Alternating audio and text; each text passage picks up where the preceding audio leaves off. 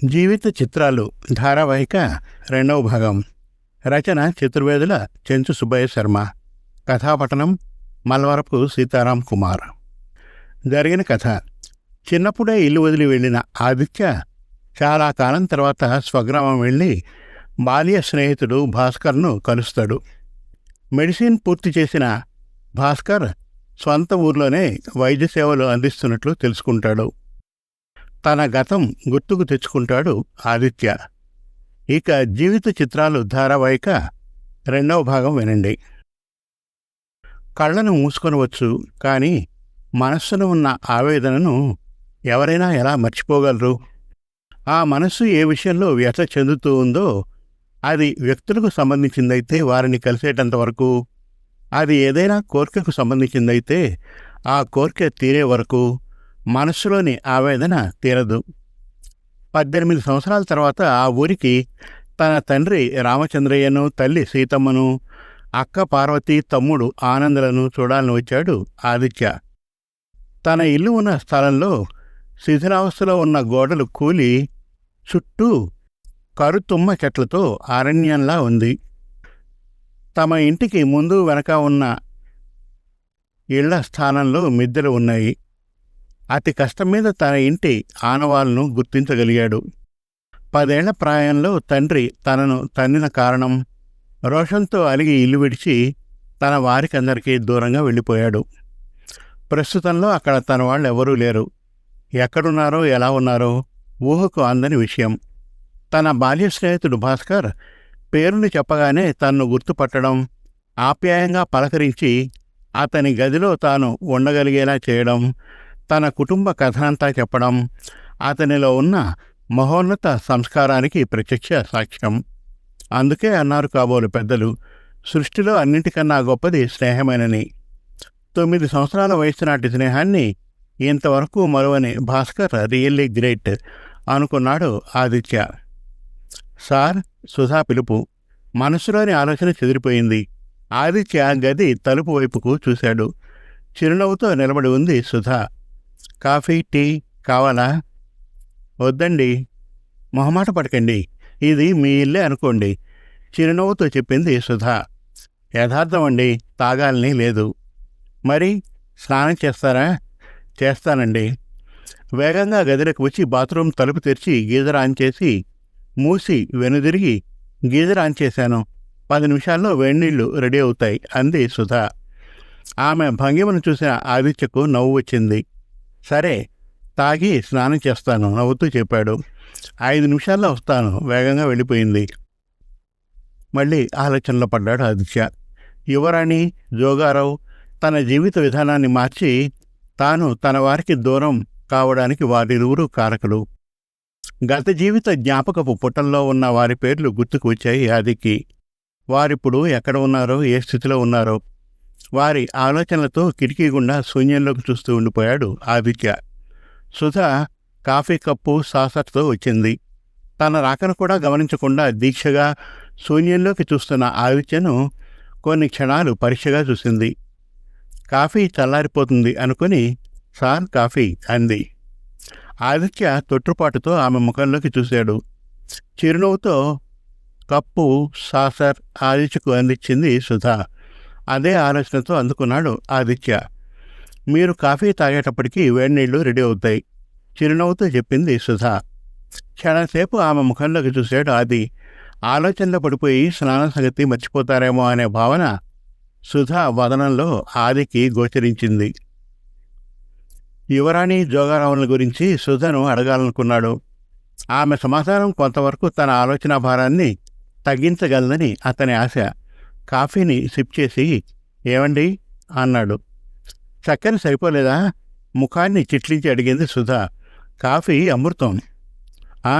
చక్కెర జాస్తి అయిందా? ఆశ్చర్యంతో అమాయకంగా అడిగింది. Coffee super. నేను అడగాలనుకున్నది అదేమిటండి? మీకు ఈ ఊర్లో ఉండే యువరాణి, ఆమె అన్న జోగారావు తెలుసా? యువరాణి ఇప్పుడు ఈ ఊరి సర్పంచి.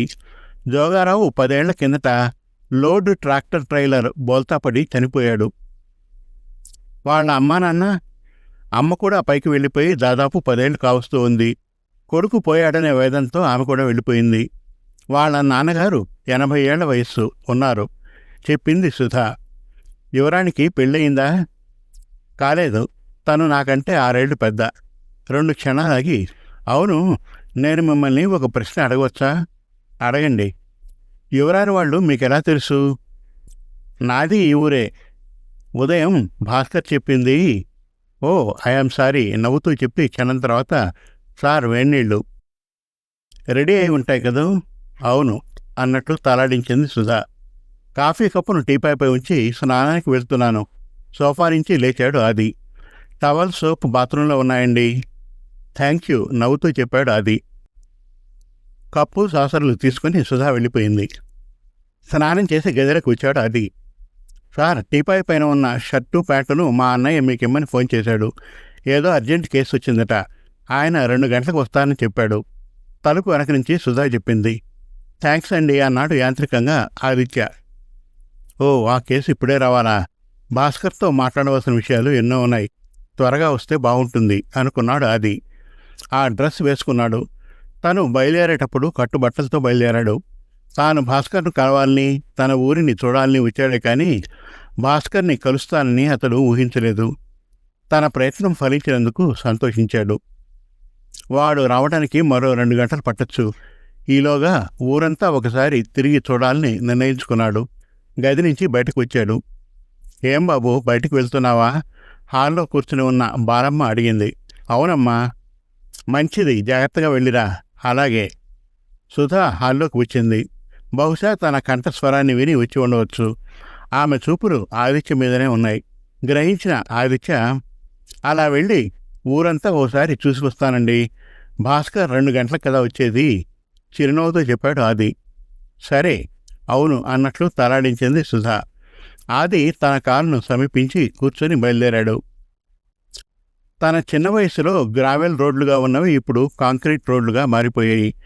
రోడ్డు పక్కన విద్యుత్ స్తంభాలు, లైట్లు, కుళాయిలు. పూరి ఇళ్ల స్థానంలో కాంక్రీట్ మిద్దెలు. ఎన్నో కొత్త ఇళ్ళు. ఊరు పూర్తిగా మారిపోయింది. 1-2 సార్లు తిరిగి ప్రతి విషయాన్ని నిశ్చితంగా పరీక్షించి చిన్ననాడు యువరాణి ఇల్లు ఉన్న చోట కారును రోడ్డు పక్కగా ఆపాడు. కారు దిగి పక్కన నిలబడ్డాడు.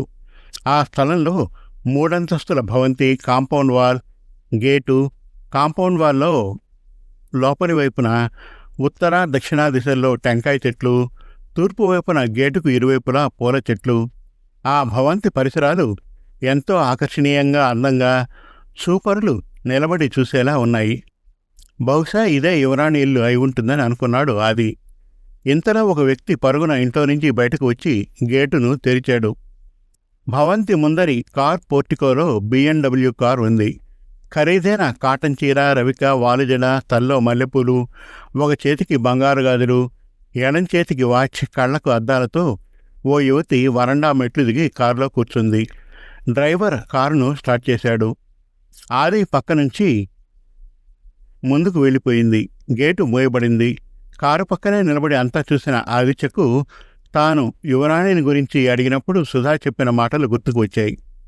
అవును, కారులో వెళ్ళింది యువరాణే అనుకున్నాడు. కారును స్టార్ట్ చేసి తన ఇంటి స్థలం ముందు ఆపాడు. కారు దిగాడు.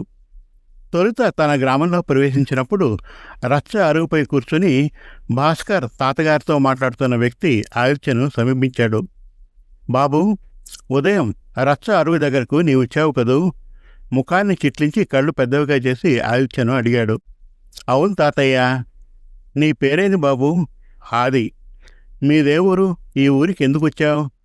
తాతయ్య ప్రశ్నలకు జవాబులు తెలిసినా చెప్పదలుచుకోలేదు ఆదిత్య. భాస్కర్ నా స్నేహితుడు, వాణ్ణి చూడాలని వచ్చాను అన్నారు. ఆ ఇల్లు మాదే, రా కూర్చొని మాట్లాడుకుందాం చెప్పాడు ఆ తాతయ్య. తాతయ్య, నీ పేరేమిటి? నడుస్తూ అడిగాడు ఆది. నా పేరు ముకుందయ్య. ఇరువురు వారి ఇంటిని సమీపించారు.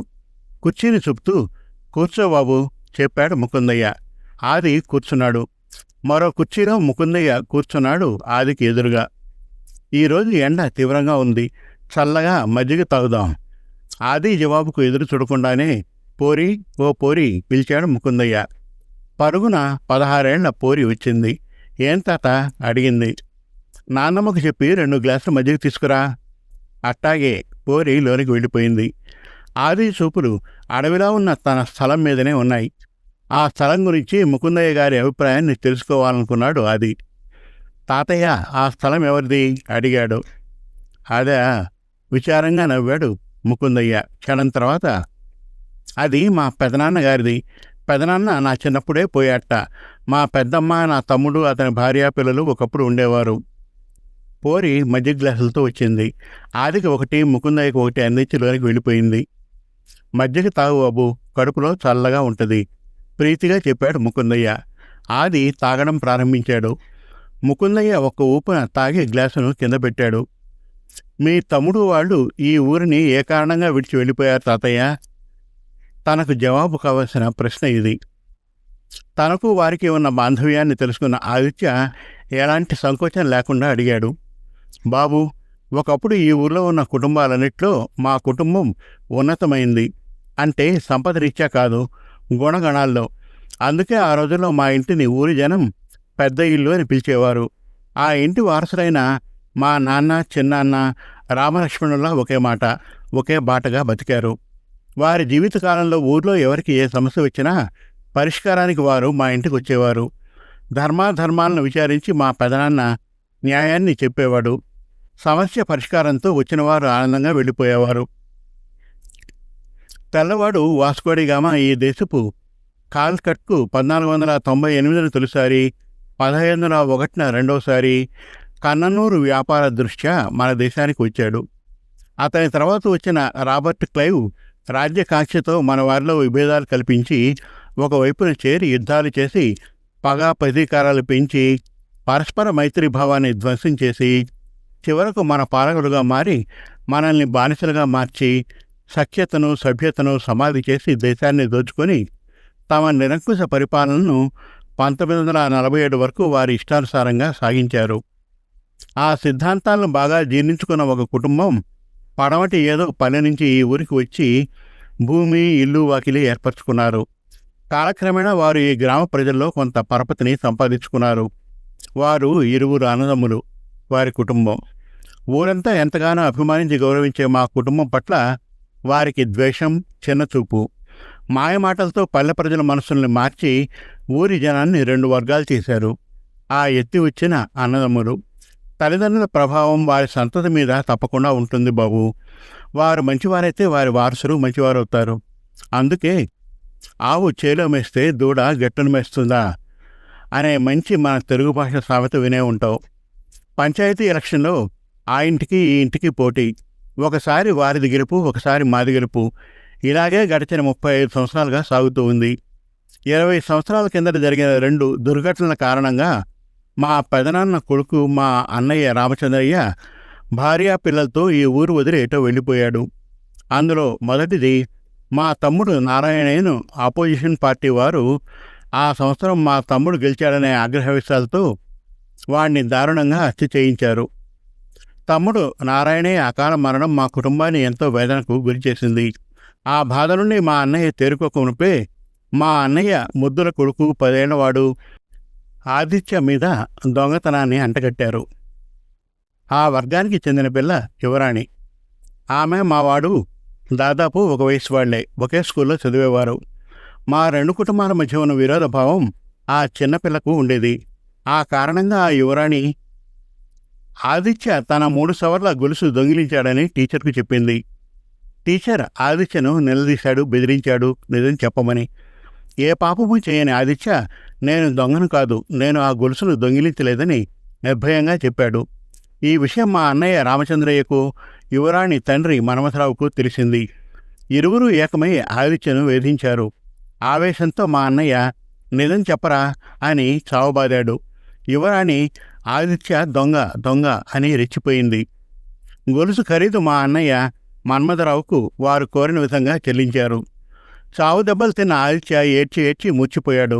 ఆ చిన్నవాడి మనస్సు తన మాటను ఎవరూ నమ్మనందుకు ఎంతగానో ఘోషించింది. అర్ధరాత్రి వేళ అందరూ నిద్రించే సమయాన ఇల్లు విడిచి పారిపోయాడు. ఒకవైపు తమ్ముని మరణం, మరోవైపు తనయుడు దొంగ అన్న అపకీర్తి, వాడు ఇంటిని విడిచిపోవడం కారణంగా మా అన్న వదినలు ఎంతగానో బాధపడ్డారు. నేను అప్పట్లో ప్రకాశం జిల్లాలో హెడ్ మాస్టర్గా పనిచేస్తూ ఉండేవాడిని. విషయాన్ని విని ఇక్కడికి వచ్చి అన్నా వదినల్ని ఓదార్చాను. స్కూలు బావిలో పొడిక తీస్తూ ఉండగా ఆ గొలుసు దొరికింది. హెడ్ మాస్టర్ గారు దాన్ని మా అన్నయ్య గారికి ఇచ్చారు. ఆ గొలుసు తీసుకుని మా అన్నయ్య మన్మథరావు ఇంటికి వెళ్ళి అతని ముఖాన విసిరివచ్చారు. ఆ తర్వాత తెలిసింది గొలుసును కావాలనే యువరాణి వాళ్ళ అన్నయ్య జోగారావు చెప్పినట్లుగా స్కూల్ బావిలో పడేసి దొంగతనాన్ని ఆదిత్యకు ఆ అన్నా చెల్లెళ్ళు అంటగట్టారని. సారాయి దుకాణం దగ్గర మందు కొడుతూ వాళ్ళ పాలేరు మైకంతో వాగిన ఈ విషయాన్ని విన్న మా పాలేరు మాకు ఆ విషయాన్ని చెప్పాడు. యథార్థాన్ని తెలుసుకున్న అన్నయ్య ఆదిత్యాన్ని తలుచుకుని కుమిలిపోయారు. ఊరు విడిచి వెళ్ళిపోవడానికి నిర్ణయించుకున్నారు. పొలాన్ని ఇంటిని అమ్మేశారు. మన్మథరావు తన బావమరిది మాణిక్యాలరావు పేరున వాటిని కొన్నాడు. మా అన్నయ్య రామచంద్రయ్య, వదిన సీతమ్మ, కూతురు పార్వతి, చిన్న కొడుకు ఆనందలతో కలిసి ఈ ఊరును వదిలి ఎటో వెళ్ళిపోయారు. కనీసం నాతో కూడా ఒక్క మాట చెప్పకుండా. ఇది జరిగి ఇప్పటికీ 18 సంవత్సరాలైంది. నాకు 2 ఆడపిల్లలు. ఉద్యోగంలో ఉండగానే వారికి వివాహం. గంతకు తగిన బొంత అనే రీతిలో నాకు నచ్చిన కుటుంబాలకు నా కూతుళ్లను కోడళ్లుగా చేశాను. 10 ఏళ్ల కిందట రిటైర్ అయ్యి ఈ ఊరికి వచ్చి ఈ ఇల్లు కట్టుకొని నేను, నా భార్య సావిత్రి ఉంటున్నాం. మనకు మజ్జిగ ఇచ్చిందే పోరి పూర్ణమ్మ, నా పెద్ద కూతురు వనజ బిడ్డ. మాకు తోడుగా మా వద్దనే ఉంటూ 9వ తరగతి చదువుతూ ఉంది. ఆమెకు ఒక తమ్ముడు దీపక్, 12 ఏళ్లవాడు, 7వ తరగతి చదువుతున్నాడు. నా చిన్న కూతురి పేరు పద్మజ. ఆమెకు ఒక్కడే కొడుకు, దీపక్ వయసువాడు. వాడు 7వ తరగతి చదువుతున్నాడు. అమ్మాయిలిద్దరూ హైస్కూల్ టీచర్లు. పెద్దలుడు రెవెన్యూ డిపార్ట్మెంట్లో ఆఫీస్ సూపరింటెండెంట్. చిన్నాలుడు R&Bలో ఏఈగా పనిచేస్తున్నాడు. బాబు, చాలాసేపు మాట్లాడి నీకు అనవసరమైన విషయాలు చెప్పి నిన్ను విసిగించాననుకుంటున్నాను. చెప్పడం ఆపి చిరునవ్వుతో ఆదిత్య ముఖంలోకి చూశాడు ముకుందయ్య. ఇంకా ఉంది జీవిత చిత్రాలు ధారావాహిక 3వ భాగం త్వరలో. మరిన్ని చక్కటి కథల కోసం, కవితల కోసం, వెబ్ సిరీస్ కోసం మనతెలుగుకథలు.com విజిట్ చేయండి. Thank you.